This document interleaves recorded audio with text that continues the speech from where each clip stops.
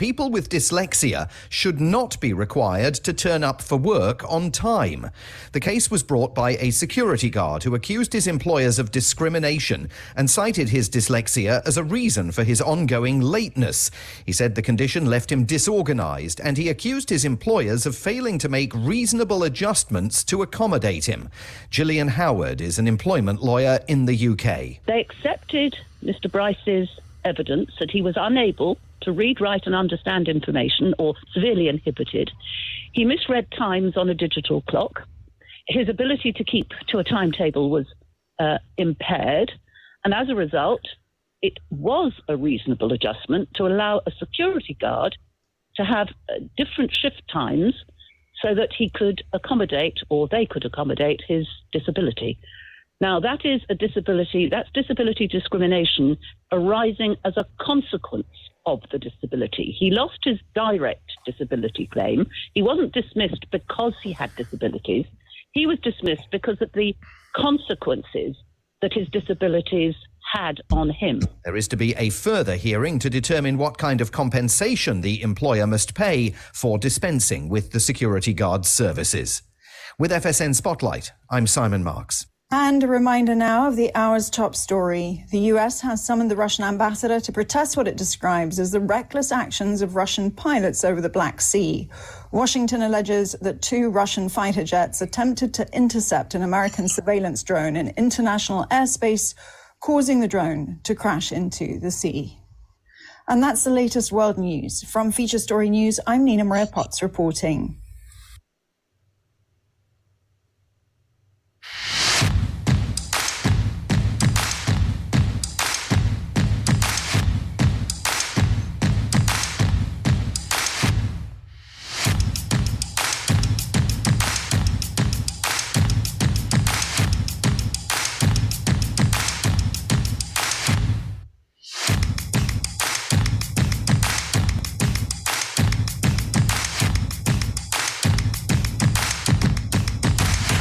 Good morning. We're banging on the drums and getting started. It's Scott Allen and Big Mike Bentz. Good morning, Mike. Hey, good morning from Northern Lights Radio. Look at you getting all techie with a fancy background on the video stream. Well, you know, Cat Brooks posted some new ones on Facebook, and if I'd been on the ball, I'd pulled one of those and put it up there. Oh yeah, because they're really pretty cool. You should probably ask her permission for that. Cat, can I have permission to use your photos?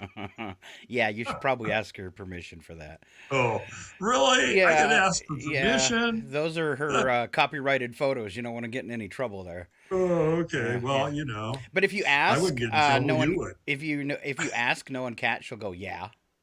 Oh, I know. Yeah, I know Cat pretty well. Yeah. Just, as long as you ain't trying to make money out of it. I'll be official. How's okay, that sound? Okay, be official. Be official. We don't want no problems with Cat.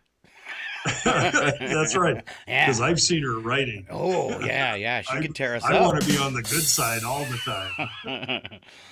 All right, taking a look at that Chihuahua weather. You guys got it easy. I had a nice blizzard last night. What do they call that? A nor'easter? I hate that term. Nor'easter, yeah.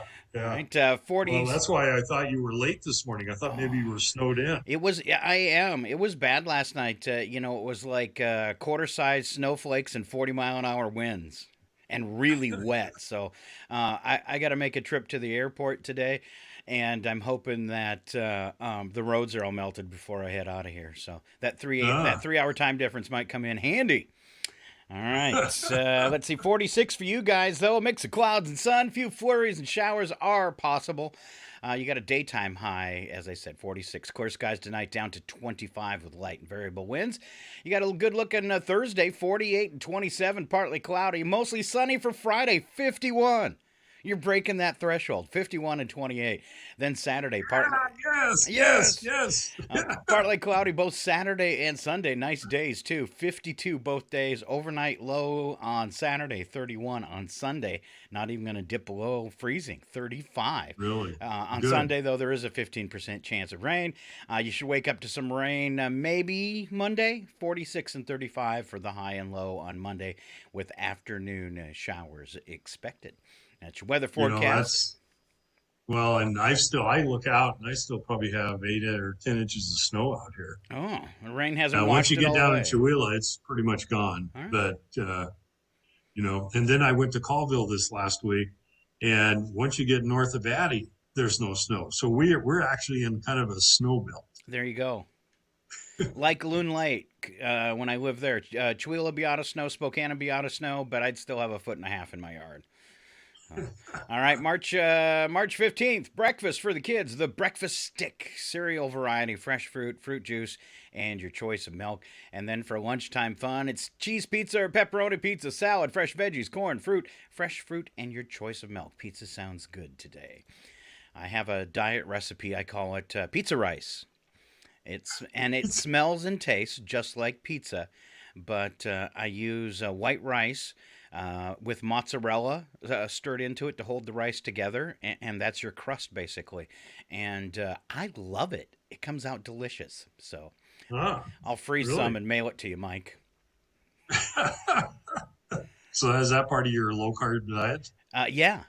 I mean, Huh. the rice doesn't really fit, but bread's far worse than rice. So Right. that's Yeah. my cheat when I really want a pizza. All right, let's see. Today it is Wednesday at the Chihuahua Library. You have weekly tech help going on today between 3 and 5. So if you're technically challenged, like my buddy Mike, and you need some help with that PC or that laptop, actually you do pretty good. I just like to pick on you, Mike. Yeah, I Go. know. I mean, you make it to the show every Wednesday. If That's you need right. some And help, I though, keep you honest. yeah. I don't know how he does that. 3 to 5 is your weekly tech help there at the library today. And then don't forget on Thursday, 5 o'clock, this is going on at the Catholic Church, the Chihuahua Faith Resource Group, throwing a St. Patty's Day stew dinner. There, and that's at 5 o'clock on Thursday. That's all I have on my weekly roundup. You said you had a lot of stuff going on, so I'll skip in the news headlines, and if we end a little early before the mayor joins us at 8 o'clock with a whole bunch of city stuff, Okay. maybe we'll have some time to do some news headlines there. I did have a few that were scary, so scary headlines. So, but Well, mine isn't as full as you think. okay, well, I'll do a couple. Yeah. I'll do a couple of them then. Okay. First one was Pentagon officials said in a draft document released last week that aliens could be visiting our solar system and releasing smaller probes like NASA does when studying other planets, and they suggest that there could possibly be a mothership roaming around our solar system. Again, this is coming out of a department at the Pentagon called the All Domain Anomaly Resolution Office, which was started in 2022 and now is charged with things that we might see in space, see things like balloons we might see in our air, and things underwater, or things that could do all three, go from different zone to different zone. They actually have posted a picture of a craft they have spotted, which I guess they're thinking could be this mothership. An artificial interstellar object could potentially be a parent craft that releases many small probes. They say these dandelion seeds could be separate from the parent craft by tidal gravitational forces of the sun or by their own maneuvering capability. AARO established in 2022 responsible for tracking these objects. Congress tasked NASA to find 90% of all objects near Earth that are larger than 140 meters back in 2005. That resulted in a thing called Pan-STARRS telescopes that now search these skies for unusual stellar objects. The one they found was cigar-shaped, appears flat, and propelled away from the sun without showing a cometary tail, just like our own spacecraft do. They don't show a tail, so they know it wasn't a comet, leading scientists to believe this is an artificial craft in our solar system. This is coming out of the Pentagon. Whoop, whoop. So do you believe it? I find by the way, they call this craft Umawamau, which is scout in Hawaiian. I'm probably not saying it correctly. But Oh, they've okay. actually named this object and saying a similar object crashed into the Earth. They saw it, but they haven't supposedly been able to find it. So I would say that it's really, I can't look out at all the stars and see all those stars So all those suns and all those planets revolving the sun, and believe that life hasn't appeared in some form somewhere else in the galaxy or in the universe. What Right. would you how do you feel about that? I actually agree with you. I know. Mark this on your calendar, Scott. I Wow, agree with you. Mike agreed with me. Wow, wow. Yeah, I just think that the universe is too big to negate something else being out there. Wow. Kind of the same theory you Yeah. had. I mean, so from that standpoint, but I'm not quite sure. Cigar shaped, I guess, could be like a flying saucer, right?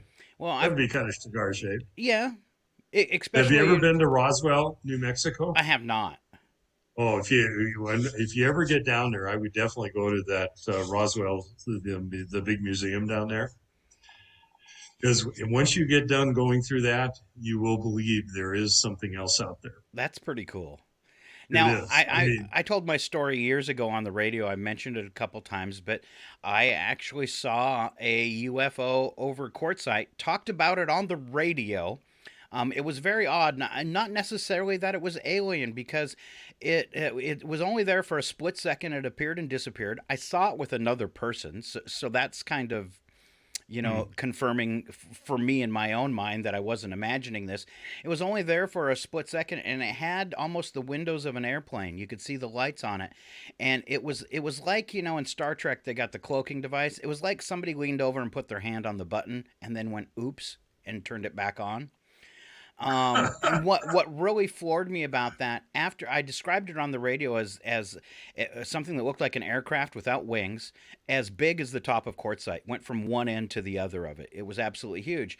And after the show, I got a phone call from somebody in town saying a friend had told him the exact same story late night at Walmart. They were in the parking lot there. They had a car trouble or something, and they pulled in the parking lot.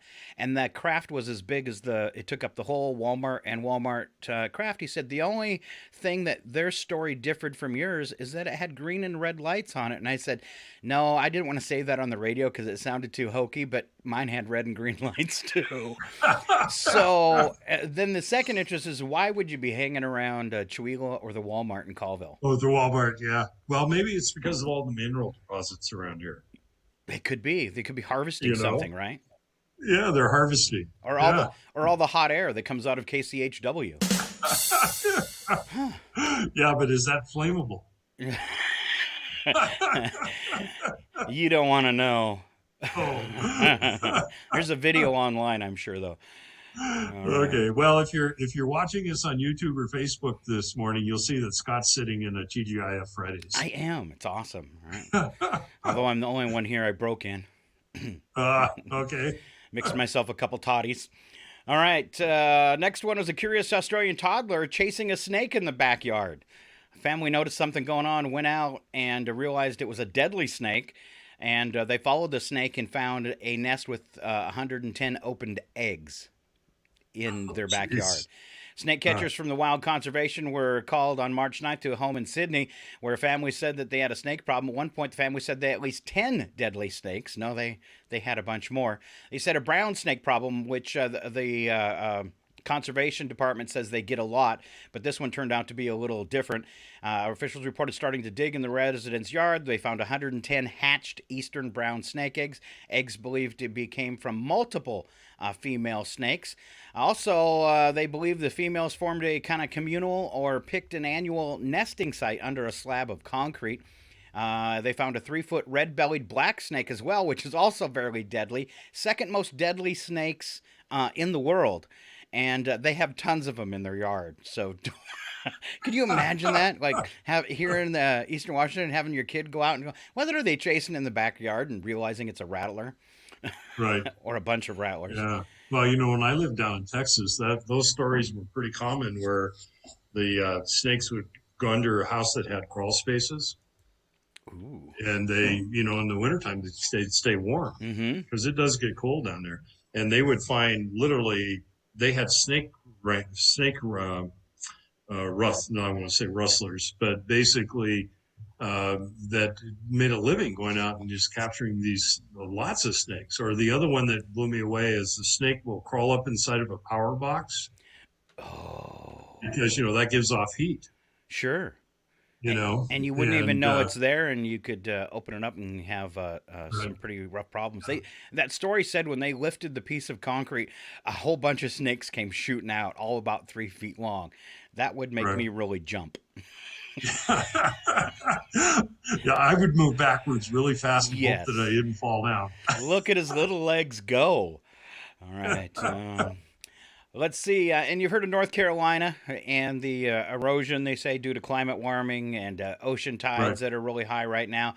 They said if things couldn't get any stranger on North Carolina's Outer Banks, a mysterious military craft washed ashore the same day as a house drifted out to sea. Bright orange vessel, 16 feet long. It looks really strange, too. Bore notes reporting it belonged to the U.S. Navy, specifically the Norfolk Naval Air Station, about 100 miles north in Virginia. So that it traveled a long way. Kyle Bernack found it on Monday, March 13th, north of a pier, and he admitted thinking it was part of the 1,100 square foot house that fell into the ocean earlier in the day. He thought maybe a port swinger or Benson. He said, as I approached it, it was clear it was a boat completely intact and watertight.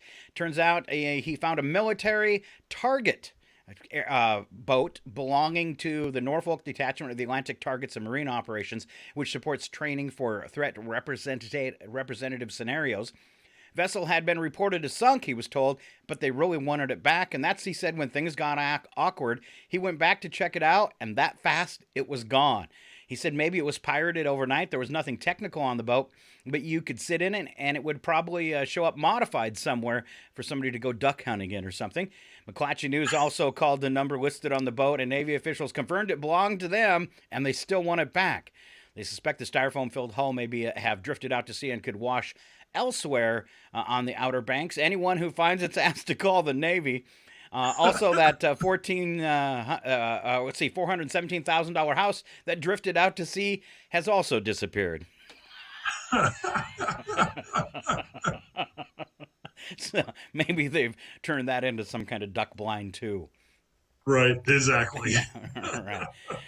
All right. Last one I had, and this one was I was really upset that Tyson Foods is closing a couple of their plants because I really like chicken. And I'm worried about the chicken supply. But this is a different one. A woman in New York recently claimed on social media that she applied for her job listing for her current position after a company posted the same position at a higher salary.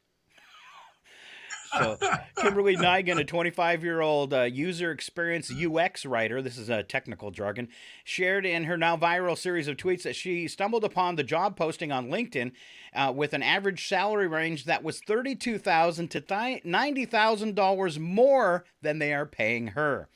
She said on Tuesday she discovered there's a discrepancy due to a salary transparency law recently enacted in New York, which requires companies to include a pay range in their job postings. This is going to backfire on them big time. While Right. the law was intended to promote pay equity, it has also exposed unequal pay policies, such as Nigan's case.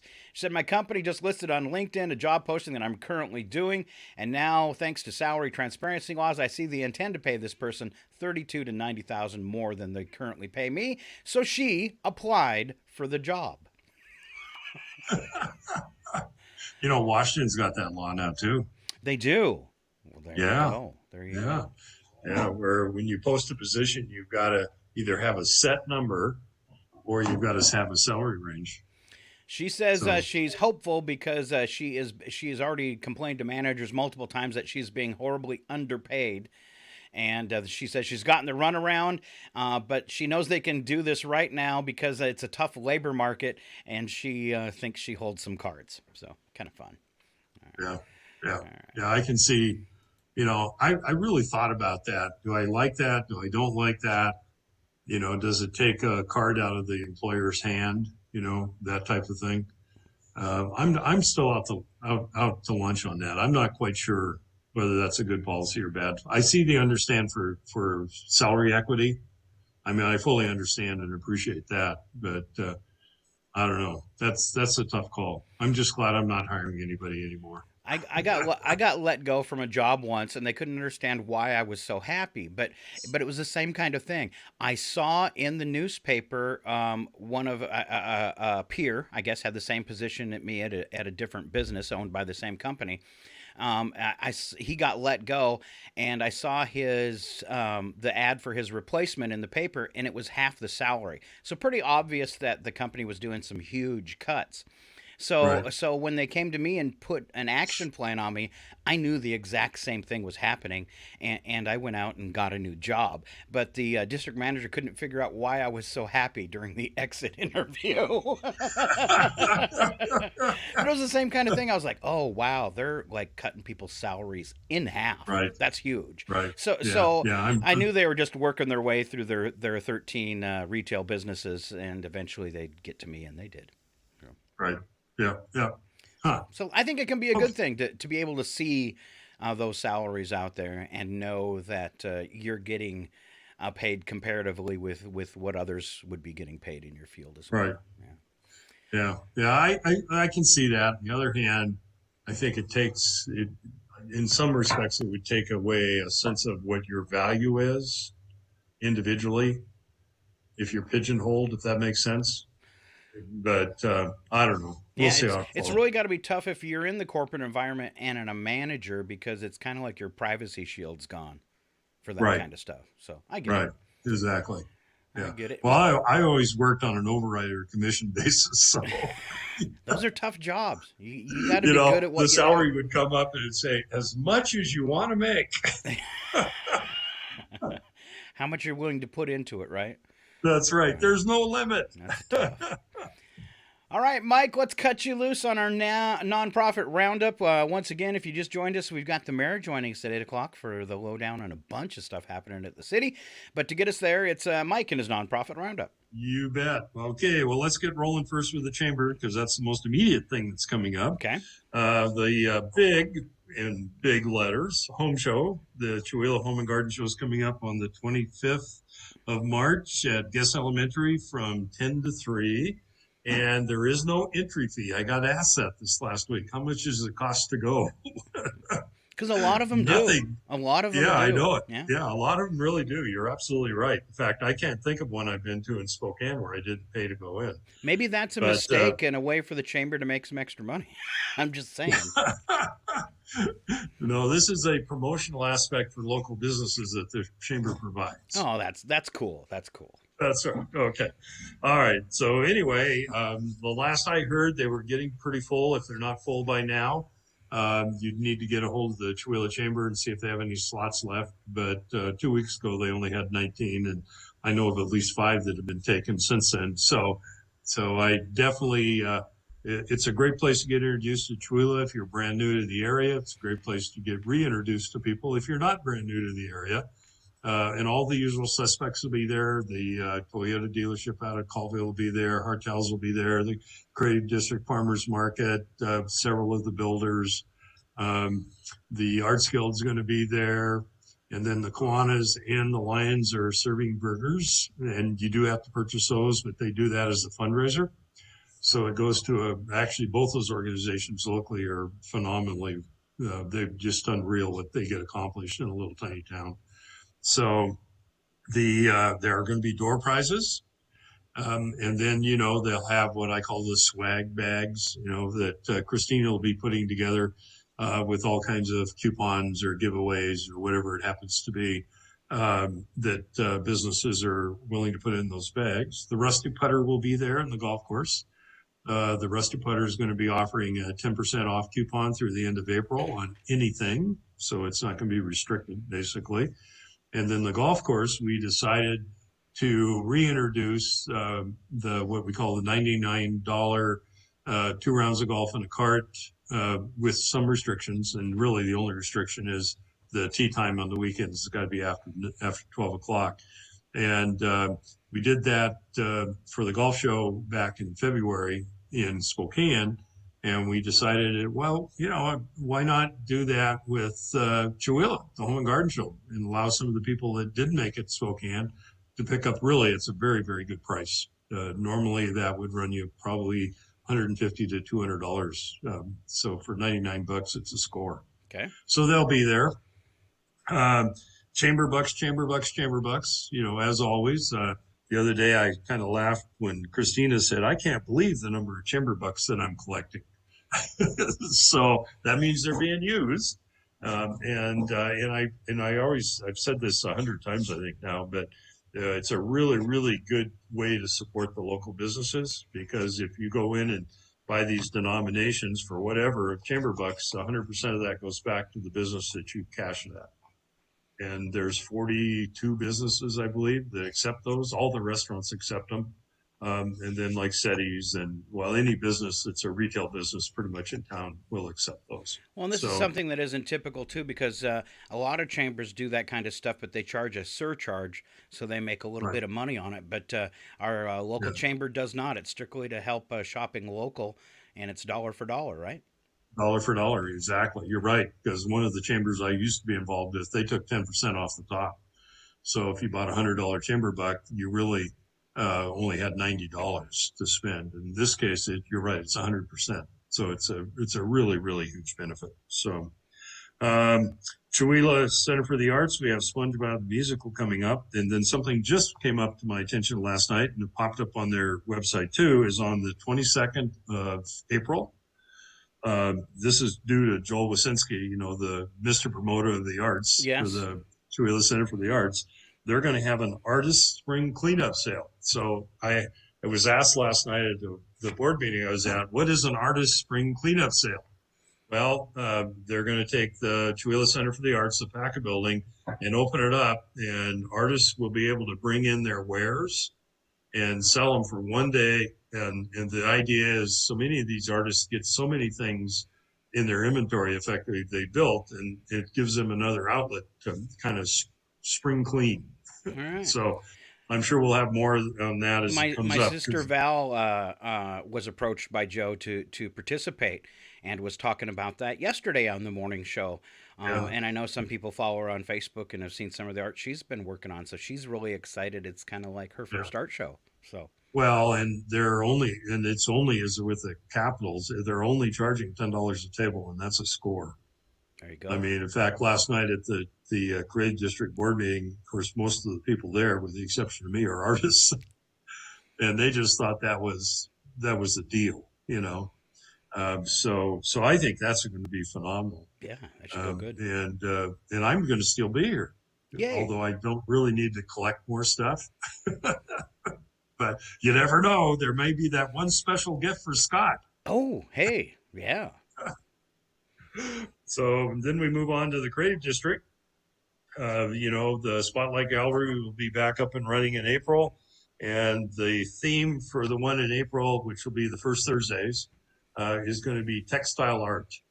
And so we're reaching out to the Arts Guild and some of the artists we have that specialize in textile arts, from quilts to macrame to tatting to whatever it happens to be. I think that'll be kind of a fun show, actually. Okay. I do already know we got a couple of people that are excited to be in there. So, and then, we did that community mosaic back on Winterfest, and then the following for the art show that the Arts Guild had, and it's completed. So that's going to be all put together this coming week. And then it'll be displayed at the Chihuahua Home and Garden Show.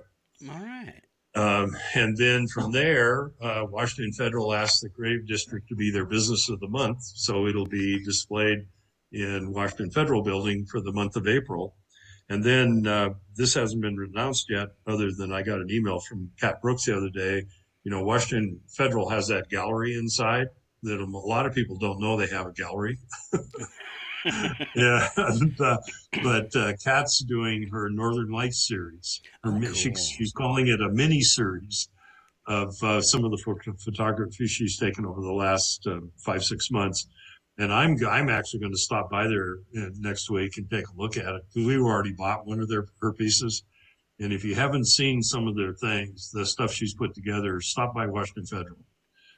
It's phenomenal. I mean, looks like we're living on another. The stuff she catches make it look like she's taking pictures on another planet.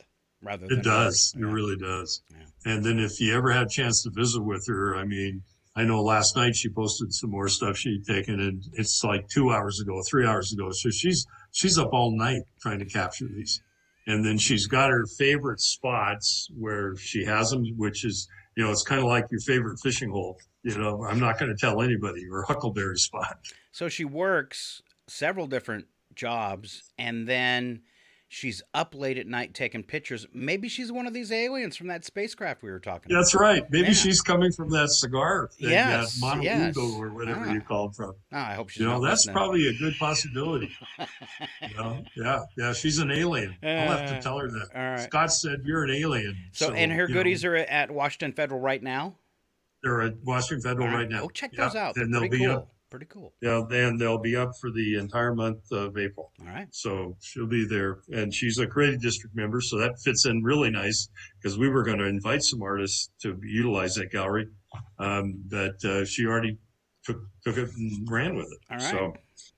So, and then we finalized the RFPs for the Art on the Green. We're going to do that on June 24th and 25th at the golf course. That's where artists will be invited to actually go out on the golf course at designated spots, and they'll do their paintings or watercolors or whatever they do on that spot. And then the following day on the 25th, there'll be a showing inside the clubhouse of the work that was done on the 24th.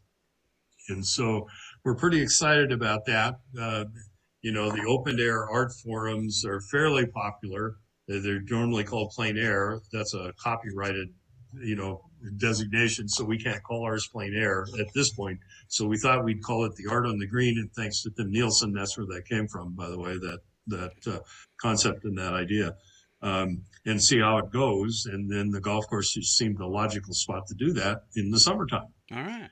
That's going to be So fun. we're looking forward to see how that comes out. And then let's see, as far as the golf course goes, just to remind people, the Rusty Putty hours are Friday and Saturday from 8 in the morning until 7 in the evening. And then Sundays from 8 till 3. And Friday is St. Patty's Day. Wow. It's going to be on a weekend. That's going to maybe get a little wild. Yeah, that's what I'm thinking, too. Yeah, In fact, they've already started, the Washington State Patrol and the sheriffs and everything have already started their extra patrols. But the Rusty Putter is going to have leprechaun-themed drinks and meals the entire day. Huh. So they're calling them all Scots. They're calling them all. I might send that over to Brittany Jones. She's now managing the restaurant there. I might just say, okay, this is the Scott play. And on Friday, I'll be in Montana, but I might tune in and see if you're dressed like a leprechaun. All right. You could say this is a Scott drink, and it's got just a wee bit of alcohol in it. That's right. And then last but not least, I really wanted to bring up, Shelley Stevens talked about the Guides and Outfitters grant they got to put together to develop that on the show. Was it last week or the week before? They kind of run together. But that's coming up on March 30th at TED in Colville. And just to reemphasize that, if it's a grant that they received to help develop the Guides and Outfitters for Northeast Washington.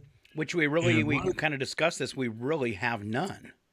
We really have none. We don't have like big places that are renting canoes or taking people on guided trips into the woods and that type of stuff.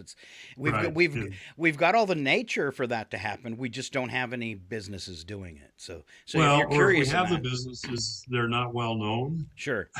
Yeah, somebody could be getting angry right now, going, "Well, I rent canoes." Right.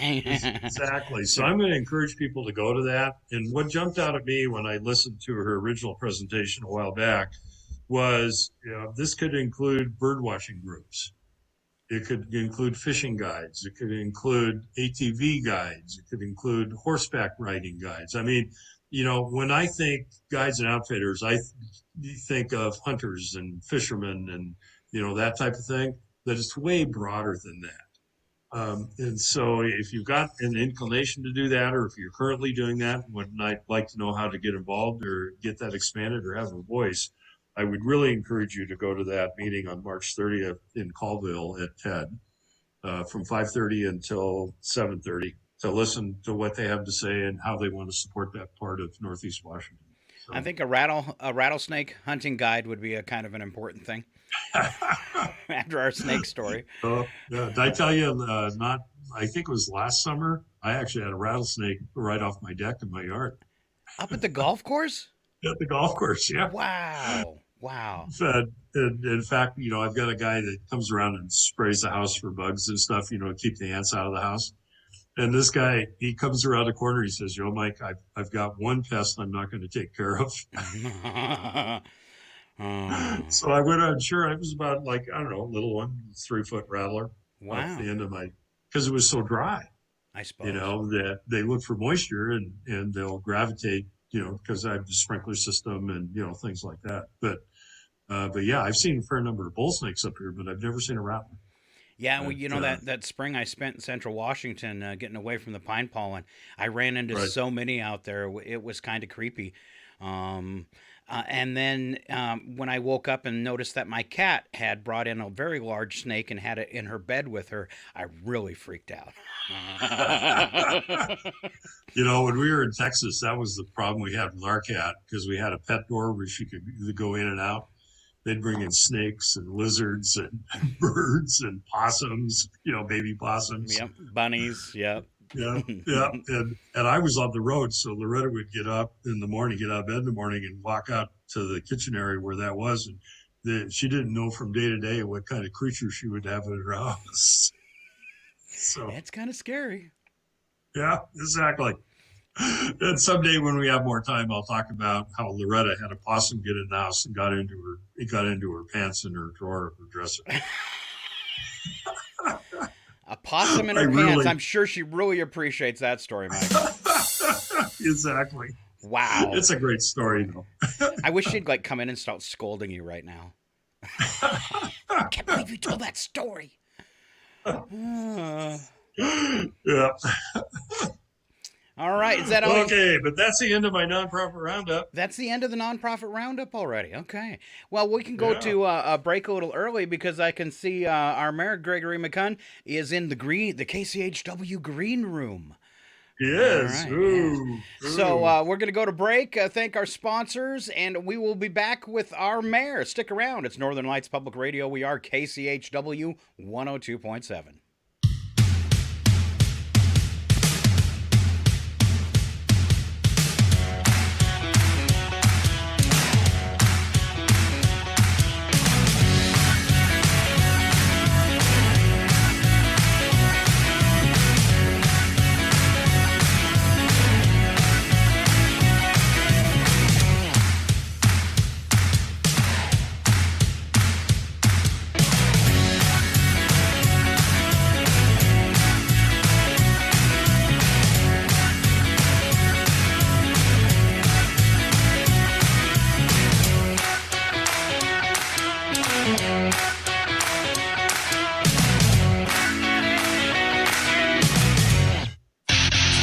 You're listening to 102.7 KCHW, Chewelah.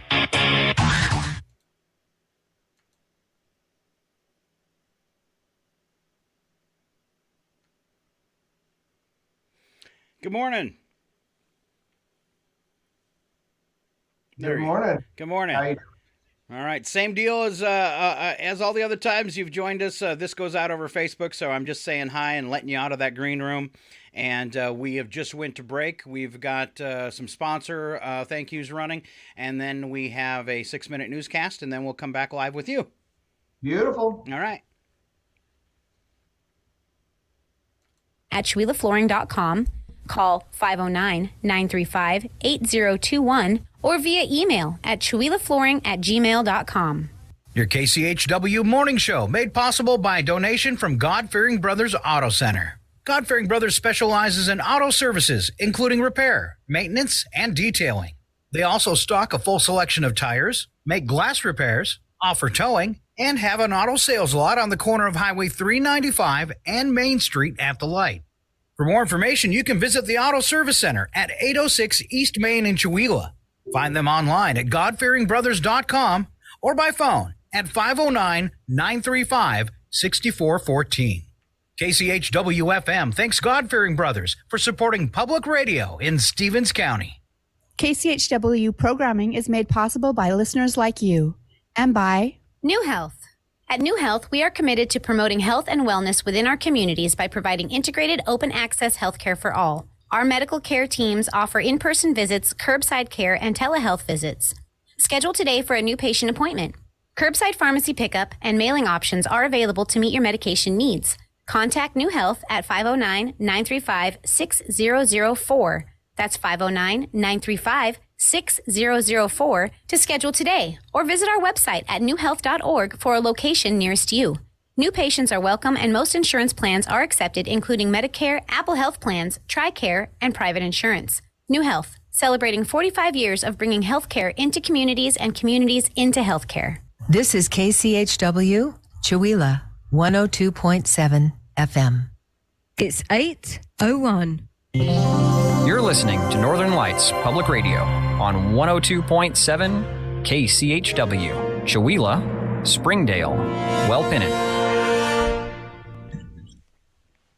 The Public News Service Daily Newscast, March the 15th, 2023. I'm Mike Clifford.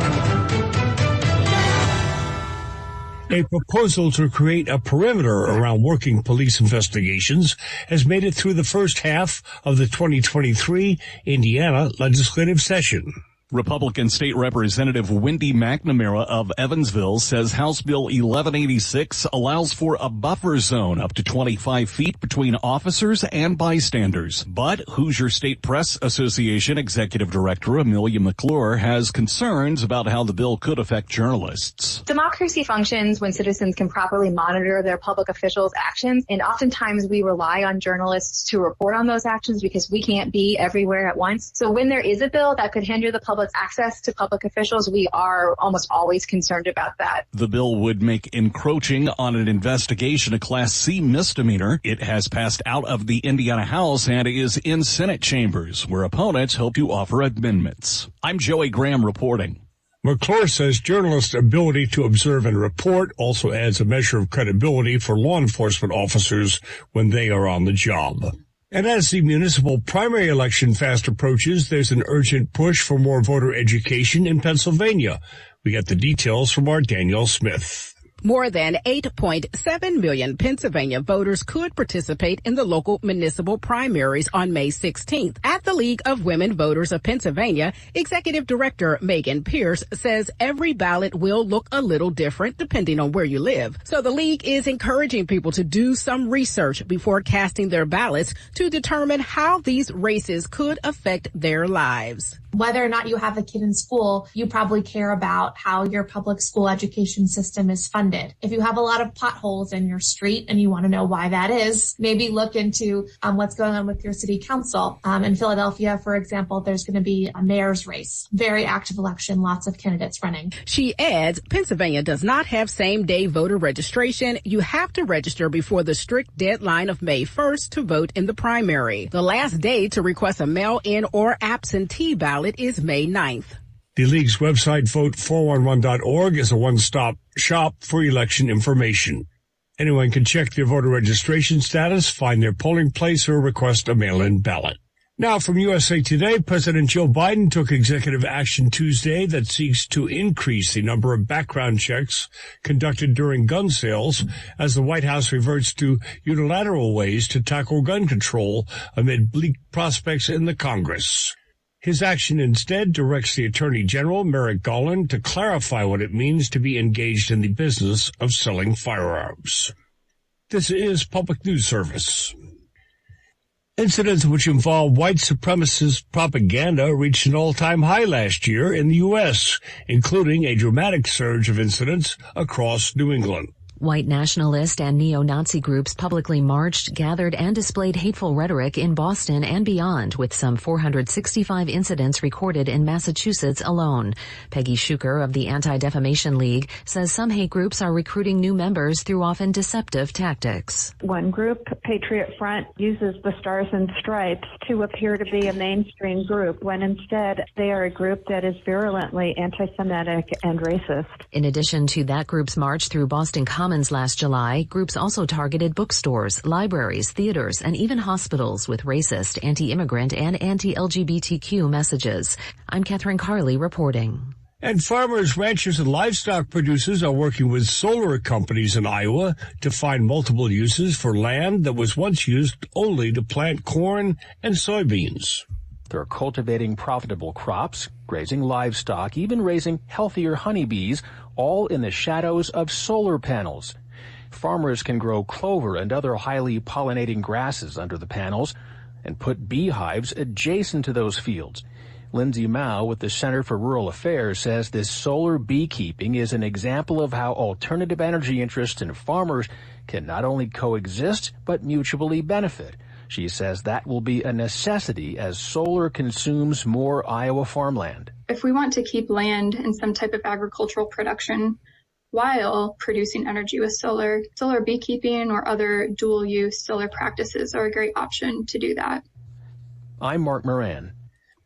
Finally, our Brett Pivino lets us know that 3 North Carolina HBCUs are on the latest best list for LGBTQ plus campuses. The Best Colleges Campus Pride Index is a list of the top 10 historically black colleges and universities for LGBTQ plus students. The list looked at factors such as LGBTQ plus studies programs and course offerings, as well as the availability of resource centers and student support services. North Carolina Central University was number 2 on the list. North Carolina A&T was number 4, and Fayetteville State University was number 6. Eric Martin coordinates the LGBTA Resource Center at North Carolina Central University and says over the years, the center's role on campus has expanded. We are now involved more in things like new employee orientation. We're involved a lot more in departmental trainings with other departments because the campus knows that we're here and they know that we are a resource, and because they also value students. This is Mike Clifford for Public News Service, member and listener supported. Hear us on interesting radio stations, your favorite podcast platform, and find our trust indicators at publicnewsservice.org.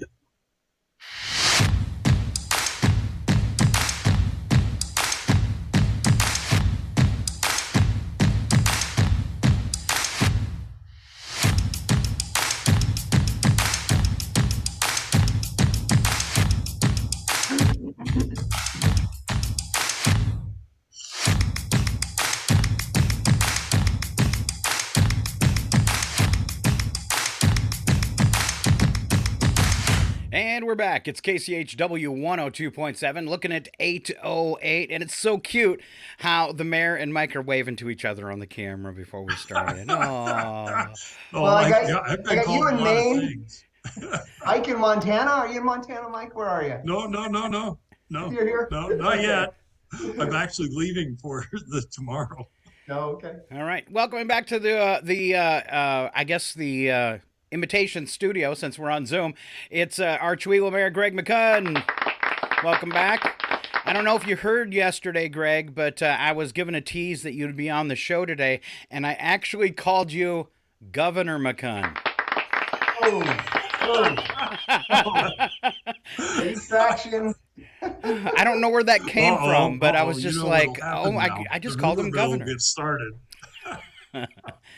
All right. Are you planning on running for governor or anything? No, I am not. Okay.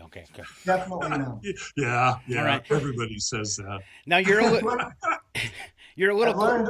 Go ahead. I've learned very quickly that 2,500 people is the limit of the scope I want to play in. It's a perfect size. Bigger would not be better. All right, yeah, that's enough responsibility.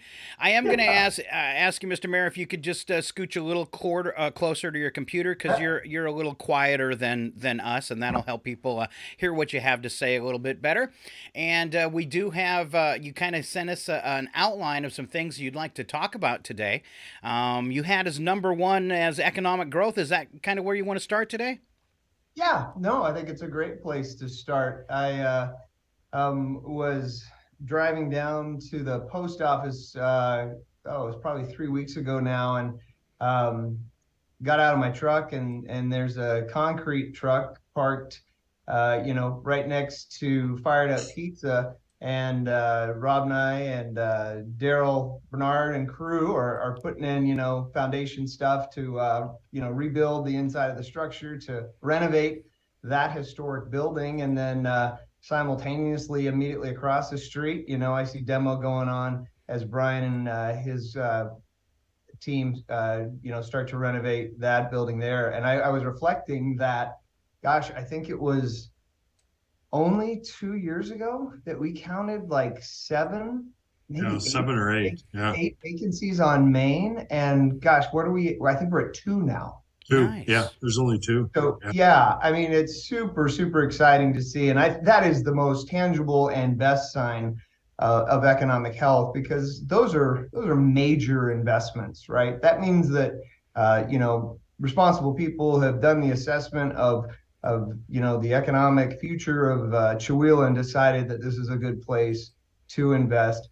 And then they're doing that, in key historic locations that, I just couldn't be more excited about it. So I think that's always the best sign. I, in fact, took a picture of the concrete truck, sent it to Jared Arnold, with all caps, revitalization, exclamation point. And pretty excited about that. But that's not the only thing going on. We've got one of our biggest gaps, and this touches, so many sectors, from employment to schools, and just general community need, and that is housing inventory. And we've got two investors who have, been drawn to Chewelah. They're investing, and what I like about this is they're investing personally in Chewelah, meaning they're building themselves a home while simultaneously looking for property to develop for housing. So there's a couple of different projects that are in feasibility right now. And, from a city perspective, really our role is to facilitate that process and create as much ease as we can.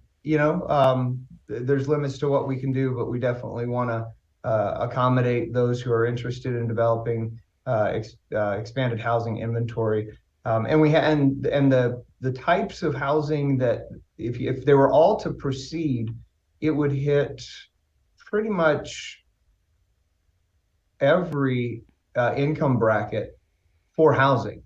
So this isn't just one type of $400,000 and above type housing. This goes all the way down to a 22-unit development that would be, really entry-level housing. So pretty excited about that, because there's a lot of different needs. And I think nationally, it seems like entry-level housing has become a thing of the past. I'd hate to be a kid coming out of college right now trying to think about buying a home.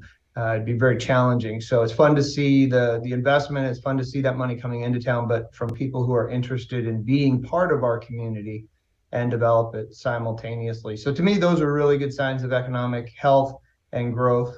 And I think the other area that is of note and would really want listeners to not only hear about, but plug into, we've talked before, I think each time I've been on, about the downtown retail strategies work that the Chamber and the City Council have partnered on to start to chart our course for development. Most of us agree that change is upon us, and that gives you a choice. You can resist that and hope it ends well, or you can engage and start to be part of what that change looks like. So, many people have plugged into 4 different leadership teams. One team led by Steph Westhoff is the design team that's really taking a look at what are the design standards, what are the historic standards that we want to preserve as Chewelah grows. And they've been doing phenomenal work. Tourism and promotion team, formerly led by Mike, now led by Melissa Allerdings, has been really taking charge on how do we market Chewelah, how do we draw tourism dollars into our town, and appropriately when we're pursuing the celebrations and the festivals, that's going to fall under that group.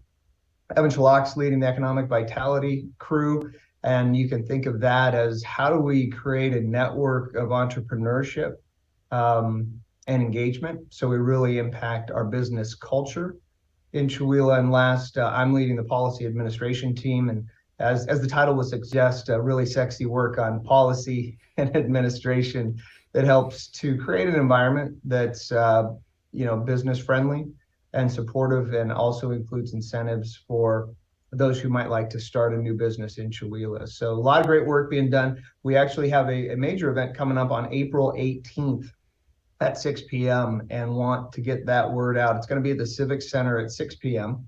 And that's going to be each of the different economic pillar leads presenting on what the priorities are that team is working on, what progress has been made, and what are the ways to get involved with that. We've designed it to be an efficient use of time, where we're going to have about an hour and a half together. 45 minutes of that is going to be presentation and us giving information. And then the balance of that's really going to be a mixer where people can engage with the different pillars, teams, based on their level of interest, and hopefully engage. I mean, the more people we have at the table, I think the more robust our future definition is. So we really want to encourage listeners, if they're interested in the economic vitality of our town and the future of our beautiful town, that they get involved. So that's kind of it on the economic front. Well, I was just going to kind of throw a compliment out. The other day, I submitted, the format for the promotion and the tourism to downtown strategies, and like you suggested. And I don't know if you were CC'd on the response we got from Jeremy or not, but it was only 2 sentences. One of them said it's right on target, but the second one was the most important one. It says, "I wish all our communities were so well organized as you guys." Yeah. And it doesn't really surprise me, because I think it is very well organized and very put together.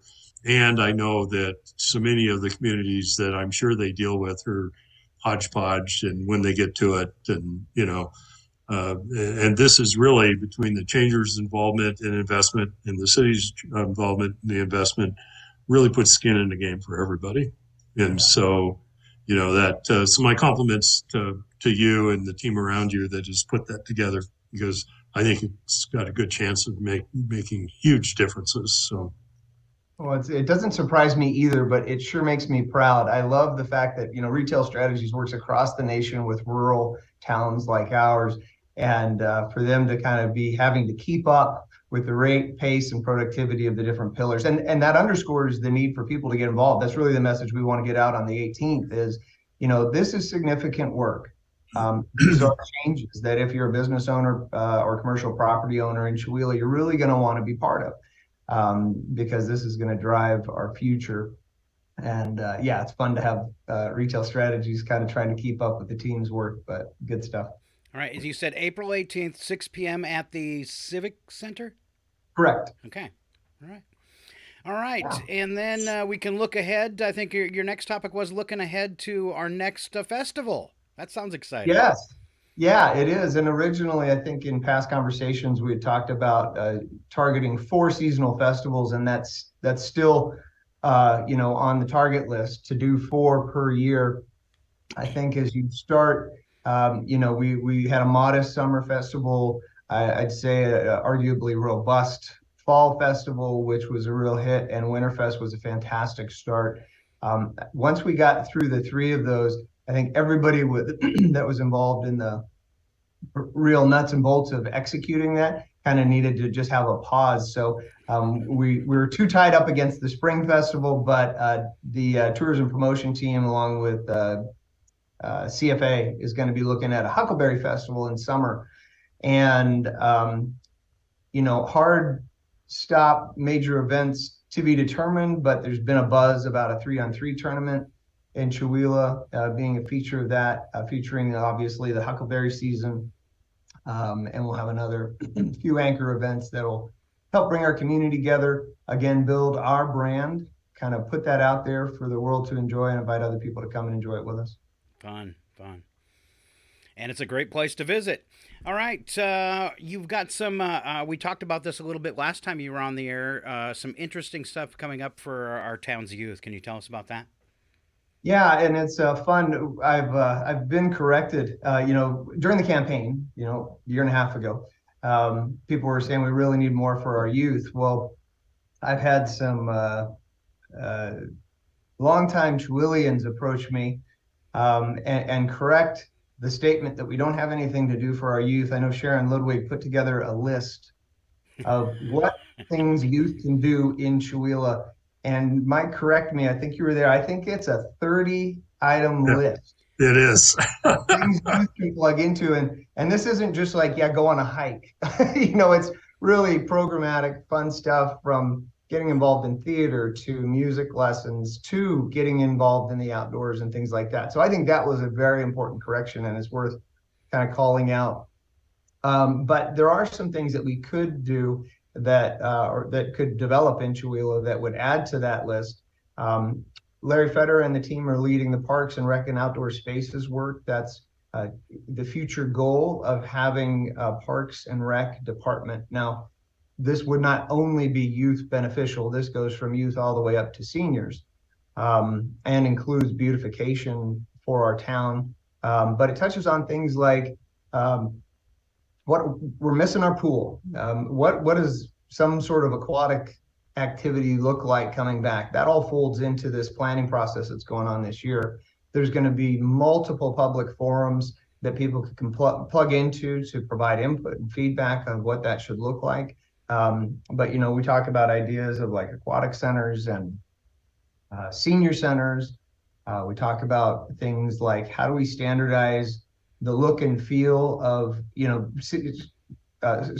cities have design standards. So if you're going to have a park bench, you want that color and that design to have a similar pattern as benches travel through your community. If you're going to have wayfinding signage, you want to have those standards set. That's all tucked under Parks and Rec and Outdoor Spaces. Success there means a lot of different programmatics that travel with a Parks and Rec program that can offer opportunities for our youth. So that is a major work. Larry Feder's,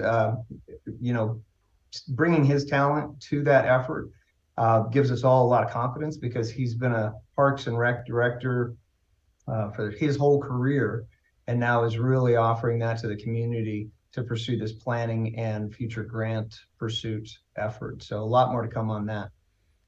Second piece of that is there was a meeting for the formation of a Young Life region in the Tri-County area that happened last Saturday at the Civic Center. Had a phenomenal turnout of, I think, about 55 plus people to really start to build some programs. This is a Christian organization that is targeted for fun, wholesome activities around youth.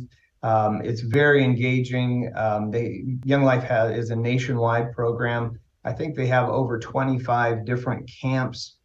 And these aren't the camps where you happen to get to go swimming in a lake. These are the camps where you go and you have a 100-yard zip line over the lake, and really great program, and would be a super addition to more activities that engage our youth. And what's fun about that is it does dovetail into Parks and Rec, and it dovetails into our community, because you'd really see that activity. It's a very service-oriented organization, and really a great one for our youth. So if people want to get involved in that, Joan Thompson and Deborah Barbie are really helping to lead that effort of bringing people together around the concept of developing Young Life. And Silas Rapp, who actually was a previous resident of Chewelah, is now the Young Life Regional Director in North Spokane. And wow. That was that's what really?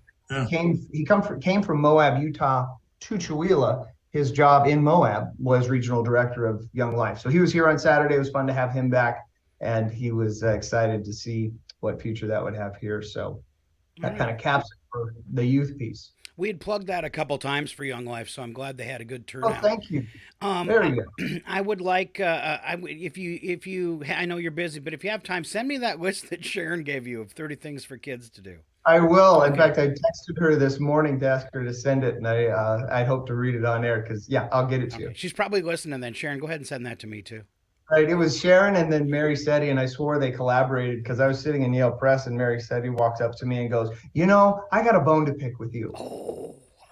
And she did exactly the same thing. She went through this whole list of things that kids have to do. And like I said, it was a perfect correction. I absolutely receive it, because there's a lot of great stuff to help get our kids off the screens and into life and engaging what's available right now. And that's a great thing in our medium, too, to be able to remind people about those options out there of stuff for their kids to do, too. So absolutely.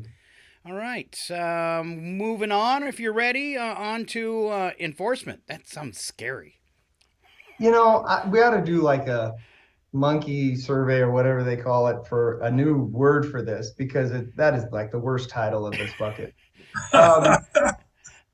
When you do research around strong, healthy rural towns, one of the first things you'll read about is municipal code enforcement. And not surprisingly, oftentimes rural towns have a municipal code, but it really isn't enforced. And so a lot of citizens are very interested in having that occur. And then you have to tackle, well, how do you do that? How do you resource that with the right personnel? What's the programmatics? How do you make sure that the people who maybe have a code violation are getting the help they need? Because sometimes there's just certain circumstances or financial barriers that can be in the way, and it's not so much a punitive effort as it is a helping hand. So really, that's the spirit of enforcement, is to encourage compliance with the municipal code, and for community members, community groups, and the city to facilitate and help support that. So that's the spirit of what we're trying to do. We are very fortunate, and the council recently approved the hiring of Andy Harbolt. Andy Harbolt is a former deputy with the sheriff's department, had about a 30-year career with them, and after his retirement spent 3 years as an enforcement officer in Medical Lake. Okay. So not only does he bring law enforcement experience to us, he brings direct code enforcement experience. And so right now he's on board doing some of the research and the work and building the architecture, if you will, of the programmatics around that program. So what your listeners can expect to see is communications start to come out through the Independent on social media that will kind of outline the spirit of what we're trying to accomplish. And then Andy will come in and he'll talk about how that's going to look and feel. There's going to be intersection points. It won't just be Andy alone. There's going to be the ability for citizens to be involved, communication mechanisms put in place, and that's all going to be on a web platform to improve that communication and awareness so that we can really kind of raise the bar up to the one we set. Municipal code is that bar, right? So that if we have abandoned vehicles sitting on the road for, an extended period of time, that needs to be addressed, and it will be, so that the beautiful surroundings we have are complemented by the care and pride we take in where we live. That's got to be a really tough job, because there's always those people out there. Because I'm all for the beautification of Chewelah, and I've seen it really change over the past decade. It's been amazing, especially when I think back to what it looked like when I graduated from Jenkins in 1984. It's amazing what the town's transformed. But you always get that person up there says, you've got to move that rusty car. Okay, you can't have the rusty car sitting in your yard. And then, and I don't know if that's actually a code violation in Chewelah or not, but that person becomes really angry. You can't tell me what to do. But it is a thing of, I think, fairness to your neighbors, because that is one of the worst things for property values and property owners, when you have a neighbor that's trashed their yard. Now, I like the approach you've taken with a gentler hand. You don't know that maybe that yard's gotten out of control because it was an elderly couple and her husband died, and she can't maintain it. So I really like that thing of a gentler hand, and, hey, this person can't handle this financially. What can we do as a community to help? Rather than, you're fined, that kind of stuff. So absolutely, and to really tap into the heart of who we are in Chewelah, I would love for a group of active and retired contractors to come together to be kind of a solution SWAT team. Rich LaHue, our building department lead, told me a story once of a code violation that he really had to follow up on because it was an imminent danger of an awning on a particular home. And as soon as he knocked on the door just to kind of start to address that issue, a single mother of 4 young kids answered the door, and it turned out to be exactly that situation. Her dad had bought her the home. He was living there, and his plan was to build it out and for her and his grandkids. Well, unfortunately, he passed. And so here she gets the knock on the door, and she immediately starts crying because she kind of understands what's going on and what it is. That is not a matter of enforcement. That is a human need. And our resources as a community are robust in that space to meet that need. What it takes is people to come together and organize around those needs. And, the part the city can play is to facilitate awareness, create communication threads that would make those known. But could you imagine, hands of professional volunteers going out and solving that problem? It would take them all of about 5 hours. Yeah, and Right. this is a town where that comes together really well. And I know, like, if somebody was to come on the radio and say we have this need or whatever, people in Chewelah will call and say, "I'll help. I've seen it." Yeah. Beautiful. It's beautiful. I think it's one of the reasons why we live here as a community. When you kind of poll people just in the passing of why you choose Chewelah, it's because you want to know everybody, you want to be known, and you want to be in a community of generosity, of loving kindness, of really watching out for one another. And I see that more than anything building stronger and stronger and stronger across the different sectors I get to touch. It makes me very proud. And I think that's going to be part of the enforcement piece. And again, let's find a new name for it, because it's just it's terrible. Terrible. Yeah, I'm sitting there, I'm going through these names in my mind and thinking, it's got to be uplifting. Right. Yeah. Or at least gentler, like code coordination or something. Yeah. There you go. We'll work on Well, it. the nice thing, I met Andy, and he kind of reminds me of my grandfather, kind of a Santa Claus type personality. Yeah. No, he has definitely got a personality that fits this role. And he's a kind man, but one you would definitely take seriously. And I think we're really fortunate to have him on board. I'm excited about the program that's going to emerge from his work. Yeah, it's interesting too, because you can research about municipal code, its enforcement, and how you accomplish this. And when we're talking about it early on, I thought, gosh, if we could move the needle 30% from where we are in a positive direction, we would all notice. We would visually, you would see a difference. In talking with Andy and his experience at Medical Lake, he said, really, it's a matter of a couple letters to create awareness. And he said at Medical Lake, they moved the needle 90%. Wow. So to your point, Scott, of, there's always going to be those people who say, enforcement be damned. I'm not going to do anything you tell me to do because I don't care. That isn't the majority. A lot of those cases are those we've talked about that need help. Let's find a way to help them. Oh, which, by the way, coming up, Mike, you might have to help me with the date. We've got a citywide cleanup day coming up in April, and Sherry Lindstrom and Larry Fetter and a whole team of people this is going to be a cleanup day like you ain't never seen. We are going to pull out all stops. This is about cleaning up and coming together as a community. I wouldn't be surprised if there aren't T-shirts, and it's going to feel more like a celebration. But really want to stir up awareness for the cleanup day. Look for more communications. Mike, do you remember the date they were talking I was looking at it, and for whatever reason, I think they were talking about the 22nd of April, but I think they moved it up from that. So we might have to clarify that. I mean, the 22nd is Earth Day, would make sense. And I know Colville's doing theirs that day. We've always usually done it like the Saturday after Earth Day. Like if Earth Day was during the week, it's usually so. Yeah, So that's a great date for it if that's not the one that's been picked. Yeah. So, okay. What's really funny is in both your descriptions of Andy, you said you would take him seriously.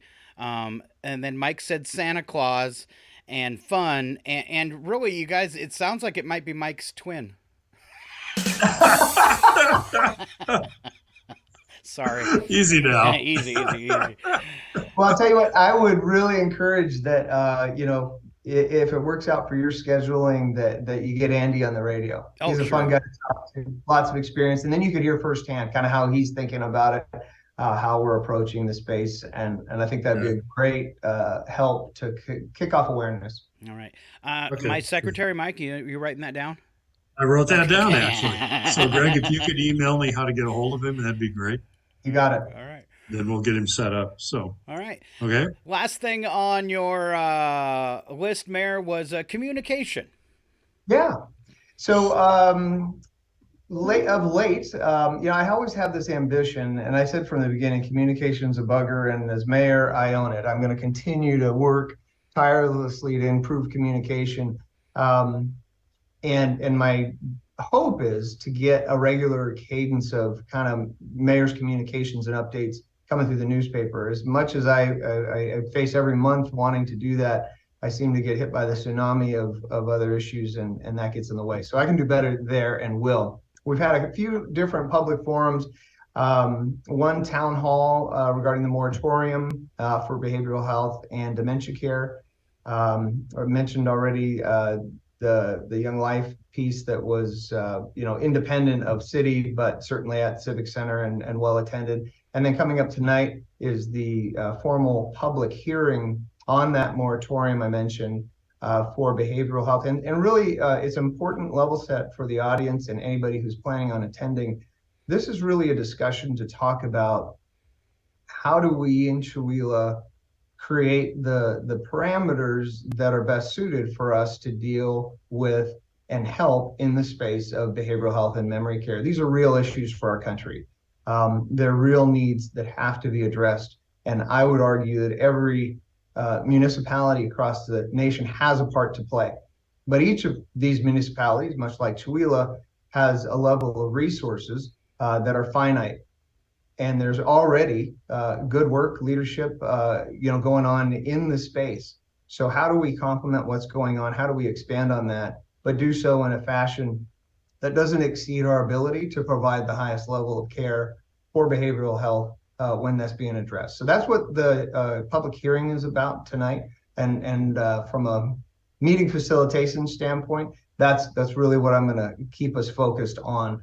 How do we do that? What are the recommendations? What do the community members feel is our part to play, and how can we play that part? That's the point of the public hearing tonight. Can you give us a little more detail, because it says Ordinance 976 moratorium. So is this something that's ending? Can you explain that? No. So the city put a moratorium in place, and this is when federal or state legislatures and agencies pass laws and begin to build implementation of those that municipalities haven't really had the time to consider and build the appropriate infrastructure for. So a moratorium kind of hits the pause button for us to be able to come together and build those guideposts for how we do this well. Okay.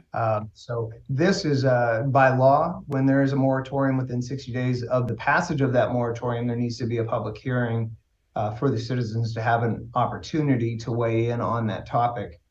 And that's what's happening tonight as part of our regular city council meeting. Okay. And that's 6 o'clock? 6:30. 6:30. Okay. All right. You might have a pretty full house tonight. How are you going to it's going to be accommodate everybody? It's going to be interesting. Yeah, by the time we realize that, because of the laws that bind, public meetings, we by the time we had the second thought to move to the Civic Center, we were already inside the window. We would have had to post that, which would have caused us to postpone it. So we're going to be, I think, cozy would be the word in council chambers tonight. All right. Yeah. All right. Did we miss anything, Mr. Mayor? I don't think so. Always enjoy being on with you guys. Really a pleasure. We love having you. It's always informative, and you keep it light, and we appreciate that too. So once again, our mayor, Greg McCunn. I did not call him governor today. So all the trolls will be out there on social media. You know that. Yeah. Exactly. I shouldn't even say, because now somebody will come up to you and go, "Are you running for governor?" Because they heard half of the conversation. Me and Brandon one day made a joke about Chewelah water, and we started, and it was just a joke, it was just off the cuff, kind of, you're doing radio and trying to have fun, and it comes out of your mouth, and I mean, it went like viral for Chewelah, and pretty soon we had City Hall calling the radio station and all sorts of stuff. It was a joke. Here's what we actually said, but people heard half of it, and then went to town. And well, that's such a sensitive subject. Now I have to make another comment, because you said Chewelah water, and anytime you say that, that's going to pop off. So here's Here's some good news. Here's some good news. We have manganese in our water supply, and it's not a health hazard. It's well within the range of safety, and in that range, there's not a problem. The problem with manganese is that when you chlorinate a water source, it binds to it. And so when it stands, it binds to that chlorine and it gives the appearance of brown water. So when we flush pipes and stuff like that, and you see brown or reddish water flush, that's what you're seeing. You're seeing manganese bound to chlorine. Well, the good news is we are actually putting in a redundancy for our water source and a new well system that is going to provide more water supply to Pine Brook and modernize the technology that manages our water supply. But the beautiful thing about that is it likely won't have to be chlorinated. Nice. Very nice. And so while we're a couple years out on that, I just want to, for the record, and all those social media warriors who want to grab onto hot topics just to, make fun of, this is one that is, something that's important for people to know, that it's going to be remedied, and it's a chlorine issue, and all right. part of our bright future. I'm glad I told that story then. All right. Once again, we'll cut you loose, and we're going to finish up the show with some odd news. First, though, I want to do birthdays. Once again, round of applause for our mayor, Greg McCunn. Thank you for being here, Greg. Thank you, guys. Yeah, thanks a lot. All right. We do have a whole list of birthdays today, Mike. It was actually pretty crazy. I'll start down that list. Christy Park, Corey McLaughlin, Lee McLaughlin, Kara Hogan, Hazel Hogan, Tamara Bauman, and Megan McCombs. All right. All having birthdays day before. That is I even actually recognized probably two-thirds of those names. Yeah, that's a full boat of birthdays today. There you go. Applause all the way around. If you see them, tell them we were talking about them on the radio. There you go. Me and Mike going to wrap up the show with that thing we always do at the end, and I prepped for it today, Mike. It's a little odd news. Slap some bacon on a biscuit and let's go. We're burning daylight. It's the world of strange. A world gone wacky. Out here, due process is a bullet. And some of the scariest people on the planet. I think you're bluffing. Be afraid. You know, you look mighty pretty when you get mad. It's your odd news on KCHW. Just sit back and enjoy the show. All right, this is our chance for me and Mike to ham it up a little bit as we bring you the news attack, your first part of today's odd news, where the first sentence is true and the second sentence is usually a bad joke. First one up, once again, Finland is the happiest nation in the world. 3 reasons why. Well, 3 words that sum it up. Free HBO Max. I was going to say something about Chuila in the water, but I'm not going to do that. Oh yeah, don't get us in trouble again, Mike. All right. Oh, okay. Say, Scott. Yes. St. Patty's Day is on Friday. Yes. It's the only day of the year my wife doesn't give me a weird look for pouring Guinness on my Cheerios. She goes, "Oh, it only happens once a year. It's okay." All right, let's see. With no oxygen, free diver David Vency swam to a depth of 171 feet on Tuesday. He had to hold his breath for 114 seconds. Doesn't seem that long. It's almost 2 minutes, though. Yeah. Similar time is required when entering KCHW break room to get a cup of coffee. Hold your breath for at least 2 minutes. You had a break room? Well, it's actually more of a behind-the-counter break counter. Okay, all right. Okay, Oprah Winfrey's book club has made the 100th pick. Yes? Hello, beautiful. Okay. Somehow, the bear who ate my sandwich or your sandwich still has not made the list. Or Clifford, the big dog. Yeah. Yeah. Lindsay Lohan is going to be a mom. That's right. Came out yesterday. She's pregnant. Apparently, George Santos claims he's the father. Yeah, he's a real piece of work. He is, man. When you think politics couldn't get much worse, here comes George Santos. Yeah, all I can say is it says something about our politicians when they can't get rid of a George Santos. Isn't that scary that they can't do anything about him? It really scares me. It's really scary. I agree with that. Okay. All All right. right. Well, the survey finds that 85% of Americans agree the media is fundamental to democracy. Really? Surprised. Yeah, I agree with Surprised that. it's that Yeah. high. I think so too, but yeah. Yeah, I agree with that. The other 15 think it's TikTok. Oh, those darn kids. All right, another study. Here you go. It debunks the widely held belief that diet plus exercise is the most effective way to lose weight. Turns out having my leg amputated was a lot quicker. Wow, that's horrible. That is not a funny joke at all. That's exactly. I was thinking, where's the joke in that?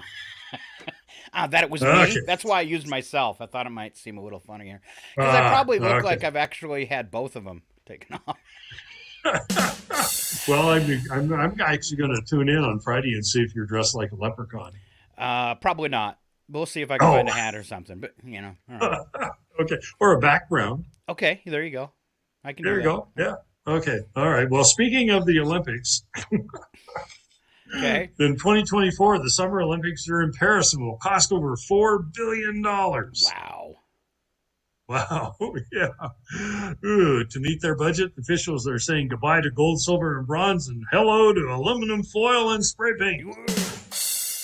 I did hear a story, too, that they're going to recycle previous Olympic towns, places where the Olympics have been held, because they took so much heat over the money that's spent to like in China last year, all the facilities they built for it that just end up going to waste or setting empty. Yeah, we kind of do the same thing with the World's Fair. I mean, look what happened to Spokane. They came in, they built that big attraction in Riverfront Park, and then it just sat there and rotted for 20 years and more till the city finally tore it down. Or down, yeah. So it's a waste of money. All right, we move on to wacky but true. Ethiopian farmer is where we start off. He stashed his life savings of more than $12,000 in a haystack and lost 1/3 of it to rats who gnawed it away. Farmer preferred the haystack for fear of losing his riches in case a fire broke out in his house. You realize it was a haystack, right? Right. So unless your house was made out of hay, You are an idiot. So, Mike, where do you keep all your cash? At KCHW. Oh, man. Wrong answer. Oh, okay. All right. Okay. Well, a truck driver in Germany was fined for driving while using his phone after claiming he was using it as an ear warmer. The strain was terrific. And impossible though it seemed, he got an idea. I'm going to try that one. I was just warming my ear. It's so cold. Animal rescuers in Texas, maybe you saw this on TV, it's been all over. They've confirmed that a suspected coyote named Toast is actually 100% dog. Neither coyote or Toast. All right, that's according to a DNA test. Puppy was found next to a dumpster by Dallas police and was believed to be a coyote or a hybrid. However, the DNA test revealed that Toast is a mix of German Shepherd, Siberian Husky, and Australian cattle dog. Toast will soon be available for adoption. And in honor of Toast, I did this. People always say, what do you like most? I don't want to brag. I don't want to boast. I always tell them I like toast.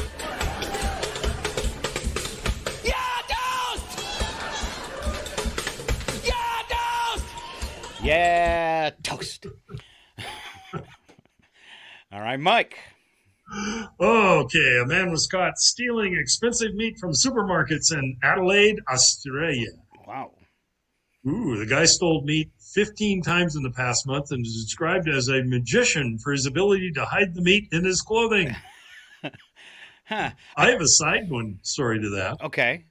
At the golf course, we caught a guy stealing steaks out of the freezer in the downstairs area. Yeah? And on the camera, he was sticking them down his pants. Go ahead, and we're going to have you arrested, but you can keep the steaks. Steak. Yeah, that's when it came to my attention, because I was on the board. I said, well, we don't want the steak back. It'd be okay if you cooked it long enough, maybe. All right. I couldn't find a sound effect about a magician with a bunch of steak, but I did find one with eggs. And so I put the magic eggs into my hat. Abracadabra, to coin the phrase. And voila, the eggs have turned into...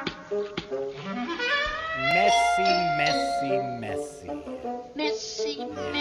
Told you. Messy. All right. Not as much fun as a guy with a bunch of steak in his pants. All right, here we go. How about an avocado attack? 39-year-old Florida woman facing a felony battery charge for allegedly striking her 68-year-old boyfriend.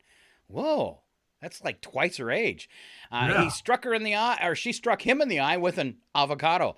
Police say that Caroline Biswanger and the victim have been living together in a St. Petersburg apartment for about a year. During a confrontation Sunday evening, police said Biswanger threw an avocado at the victim's face, causing injury to his right eye. This is cute. Even the vegetables don't like him. Yep, even the vegetables don't like him. All right. Off to jail.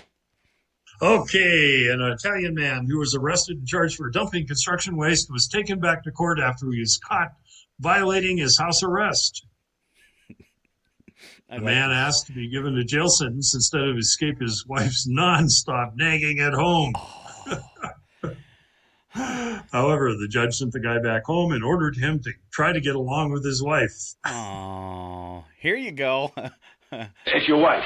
I want the kids in bed by night. I want the dog fed, the yard watered, and the gate locked. And get a note to the milkman. No more cheese. But then I like this one a little bit better.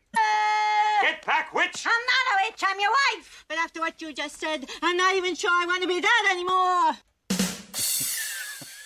All right, last one. Cops in Japan nabbed a suspected foot feeler. We had one last week, too. Is this going to be like the scary clowns? Bunch of guys running around, feeling feet? Right. One of the victims said the man approached her in a store, asked about her shoes, and then started massaging her feet. Police have received several foot massaging complaints before that man's arrest. And his name? Stinky Pete. Here you go. Well, Stinky Pete, I think it's time you learned the true meaning of playtime. Off to jail, where more than one person's going to want to tickle your feet. And that is our show for today. Tomorrow, Thursday, that means it's the Three Amigos Thursday. We get even dumber, and that includes myself, Alan Milani, and Chuck Ritchie. We hope you'll join us at 7:20 after news. And Mike, so why did you say even dumber? Is that implying we're dumb? We were just then. Oh, okay. Yeah. Well, mostly. No, we were dumb. All right. Any closing words, Mike? Let's see. Just a couple of things. I guess don't forget the home show coming up on the 25th. That's really going to come up fast. It's a week from this Saturday. Yes. And then next week we have Jason Perrins, the superintendent of the schools, on, and he tells me he has lots of stuff to talk about. All right, so we'll do it all over again. All right. So we'll do it all over again. All right, big round of applause for my buddy Mike Bentz. Thank you, Mike. And to everybody else, we hope you will keep on listening to Northern Lights Public Radio. We are KCHW 102.7. Have a great day.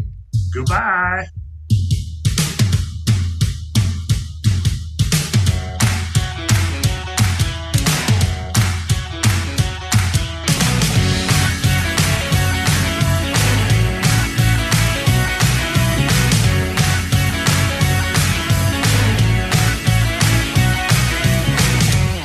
Stinky Pete, I think it's time you learned the true meaning of playtime.